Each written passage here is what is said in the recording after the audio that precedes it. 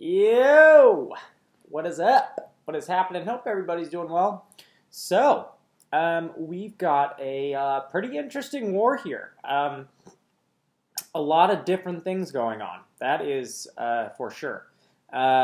So, we're just going in. We have a little diversity fight here.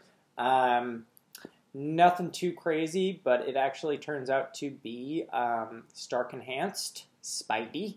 I brought in Blade, Starkey, and Gwenpool. Actually, I wanted to bring in Gwenpool for the first couple fights because I kind of had a feeling that even my first two diversity nodes weren't necessarily going to be diversity nodes. I mean, given the nodes are easier, the champs were not going to be, cakewalks. So yeah, Stark Spidey can be dangerous. You got to really make sure you're baiting out that L2. Got to be careful of the evade like there, but I was stupid and kept attacking, but I got lucky. Yeah, I normally don't show the diversity fights, but these were, these were not your normal run-of-the-mill diversity fights. Okay, so going up here, I had no idea who this was until I saw the persistent charges, and I was like, well, wow, we've got a rank 4 M.O.D.O.K. How about that? Good thing I brought my Gwenny. Gwenpool, in my mind, I mean, obviously Blade with Danger Sense, but that gets boring. So, Gwenpool with M.O.D.O.K. is a super fun fight. So, the way I like to do this is, if he has an L1, I just make sure I bait that out before I do anything else. It's a cornered node, so it's actually pretty easy to recycle his L1 over and over again, because it's super easy to evade. So far the fight's going really well. Sometimes if he blocks twice in the beginning without his shield, you can break it. I get clipped there by L1, which was unfortunate. But, worse things have happened. We're just trying to get a parry in there. I'm trying to get some bleeds going. I can't find one. So he's got the L1. Let's bait that out one more time. Very simple when it comes to fighting M.O.D.O.K. So I definitely pressed block there. I guess my screen didn't record it or register that. So I was only going to be using Gwenpool for this one fight, so I wasn't really too fussed about taking any damage. I definitely pressed block, so, sometimes that's kind of the way of this game, though, right? We're all on these different phones, and there are different variables at stake, so you got to try to give yourself padding for these types of situations. Okay, so we are going to put on some boosts here. I'm going to go big boys. I know the alliance we were facing here had they had about maybe 100 more war rating than us, maybe something like that. So I just wanted to make sure that, everything ran smoothly. We've got our all or nothing. I know this is a Kingpin. I've actually really become quite comfortable with this fight. It's actually pretty fun. So, yeah, beastie little Kingpin. You just essentially play him stun immune. There's no point in risking any parries on him that'll shrug off and hit you with his fat fingers. So really the key to this fight is getting crits, because that armor node negates non-critical hits to basically nothing. You can see if you see, oh, we actually managed to pull a special out of him. Yeah, you can see my non-crits. That was 279. So, yeah. So, I mean, this fight is going abnormally smoothly. Usually it doesn't even go this smooth. But we're just going to kind of throw an L2. Oh, yeah, that's right. It doesn't go totally smoothly because it did that thing where you're too fast for the game. It, I did my medium and then pressed the L2, but I hadn't caught up to the combo yet, so it skipped over the medium and went straight for the L2. So, yeah. Anyways, so we have a mutant here, and whenever I see a mutant, I know it's going to be, especially unduped, I know it's going to be Nightcrawler. I've become very comfortable with Nightcrawler. I think I've said this before, ever since Dungeons. On those mutant days, you always had those Nightcrawlers on the mini boss node, and I was always taking mutant during dungeons. So got very comfortable with him. So I'm just gonna try to switch him. Usually the way when it comes to switching him, you just kind of like the way I like to switch is like you go and you throw the medium, and it actually like protects yourself. So if he decides not to hold his block and lunge at you, you have this like medium that you've thrown that kind of is a shield that protects you from any dashes on his part. But yeah, he's gonna throw a little L2, and we're just gonna finish him up right there. Cool. Okay. So next fight, I was like, man, I am so sure this is an Infinity Man Iron War. Like, so sure.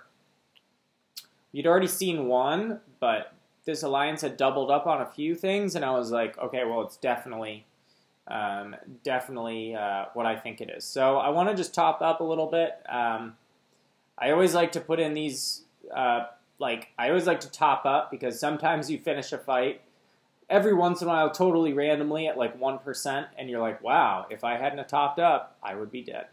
Okay, so I'm expecting Iron Man, and it's classic Ultron, and I was like, wow, what a gift. This fight is, I mean, Ultron in my mind is a super easy defender. His evade is like very easily, like you really know when it's coming. Like, watch, it's gonna happen right there. And he actually clipped me with a heavy, which this war, like, that's not the only heavy I'm gonna get clipped with, and I don't understand. I think it's like they're coming out of nowhere. Like, I'm not expecting these heavies. Like, I don't know, it's weird. Because that's such an amateur move to get clipped by heavies. That's fucking child's play, bro. So, anyways, but we're going to see later on that I get clipped by another heavy. But as for the fight at hand, this is extremely easy. I'm going to bait out his, I know he's going to have an evade here soon. There it is. You just got to play real quick against this guy. But yeah, he goes down real easy. That fight's great. I mean, this can be a difficult node, so kind of a waste to put an easy defender there. But yeah. Anyways, okay, so we've got a next fight, and we're gonna go check that out. Okay, going in here. I knew it was gonna be a 565 Dorm. Definitely maxed MD. Man, this fight, man, this is like the bane of my existence. So I put on that. I put on the invulnerability boost. I put on in case that runs out and I have to do an L3, I put on